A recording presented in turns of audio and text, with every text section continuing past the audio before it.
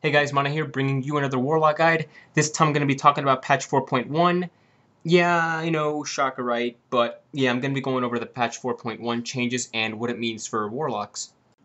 Now, right away should be noted that unlike 4.0.6, there won't be any significant gameplay changes. In other words, you shouldn't expect to see your spell priority turned upside down or anything. Also, unlike 4.0.6, you'll probably be happy to see that we weren't hit with any kinds of nerfs or anything like that. Instead, to my surprise, we've been buffed quite a bit. Okay, so on to the actual patch notes, and starting from the top. Dark Intent. The friendly target of this ability now receives 1%, stacking 3 times to 3% periodic spell damage and healing bonus instead of 3%, stacking 3 times to 9%. The casting Warlock still receives 3%, stacking 3 times to 9%. So, I've talked a bit about this before. The first thing to note is that while it is a nerf, the Warlock's benefit from it remains the same. The only thing that's really nerfed is your target's benefit from Dark Intent. And at first glance, that might seem really bad, but since Warlocks are the only ones that are actually balanced around having Dark Intent, it doesn't matter if your target is getting 3% or 9% because it's still an increase over what they could do before, and it makes it a lot more forgiving for raids that just don't happen to have a Warlock for whatever reason. Alright, so next up. Rain of Fire damage has been increased by 25%, and Seed of Corruption damage has been increased by 20%. Now, there's not much to say about this except that Destruction and Affliction AoE are going to be a bit stronger, but still, they won't really be on par with Demonology AoE, which is arguably the best AoE in the game. Okay, so next up is probably the most significant gameplay change Warlocks are going to be seeing in this patch. Soulstone can now be used in combat to resurrect a targeted dead player. So we're getting our battle res, which is awesome. And yes, I know we were supposed to get this quite a while back, but apparently there were issues when implementing it, so it got delayed. Anyway, the point is that we're getting it now.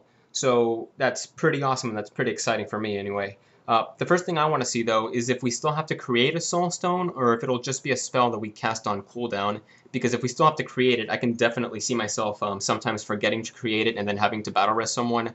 Yeah, that's gonna suck, but either way, it's awesome that we're finally getting a battle res. It's really cool. Alright, so next up we have Affliction and Demonology changes, but for the most part, we can just consider this one big Affliction buff. So let's go over the changes. Haunt damage has been increased by 30%. Shadow Mastery has been increased to 30%, up from 25%. Mana Feed now restores more mana, 4 times as much when the Warlock is using a Fell Guard or Fell Hunter. Shadow Bite, the Fell Hunter ability, damage and effect has doubled and is now available at level 30, down from 42, because, alright, so I guess that matters. Alright, so yeah, those are the major changes. There is one more, but it's a PvP change.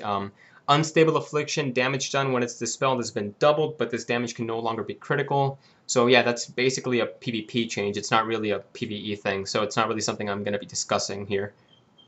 Alright, so anyway, Haunt's direct damage, the Fell Hunter's Shadow Bite, and Affliction's Shadow Mastery, which, as I said before, isn't Affliction's Mastery, which is Potent Afflictions. Shadow Mastery is the passive bonus you get just for being an Affliction Warlock. So yeah, these three things, they're now stronger. So right away from these changes, Affliction becomes the strongest spec. Now, but you might be thinking, yeah, but what about Mana Feed? Well, first of all, it's pronounced Mana Feed. Speaking of which, my name is Mana, not Mana. Just wanted to clear that up. Anyway, Mana Feed. Yeah, it's a strong talent that Destruction, Demonology, and Affliction Drain Life Warlocks use. So now with this buff that makes the Fell Hunter work so well with it, and the fact that Drain Life makes Shadow Bite even stronger, because Drain Life counts as a dot, and Shadow Bite gets stronger with the more dots you have on your target. So yeah, it's looking like Affliction Drain Life. It's going to be top DPS. And it's looking like it's going to remain that way even with high latency, and simulations do end up supporting that. So because of this, I've been messing around with talents, and unfortunately it's looking like once again there won't be a lot of breathing room at all when it comes to talent choices. This is the spec that I'm going to be using first, and there's almost no optional talents. The only choice I see here is how you spend 2 of your points in Demonology. I chose to have 1 point in Fell Synergy and 1 point in Demonic Embrace. If I find that the Fell Hunter is ever at risk of dying, then I'll probably end up putting 2 points in Fell Synergy. Otherwise, I'm alright with having the 1-1 split there. So moving on with the last patch changes, Doomguard's damage has been increased by 50%. The Doomguard is intended to be the best Guardian for single target damage, and the Infernal the best when there are multiple targets. So in other words, Blizzard is making sure that Warlocks have to know when to use which Guardian, which is fine by me. I mean, the Doomguard, it actually looks very cool, and it's unfortunate that he sucks so much compared to the Infernal. So yeah, I'm glad that I'll finally be able to use both now, depending on the situation. And finally, we come to the only thing that could be considered a nerf to our personal DPS. Glyph of Soul Swap now increases the cooldown of Soul Swap by 15 seconds, up from 10 seconds.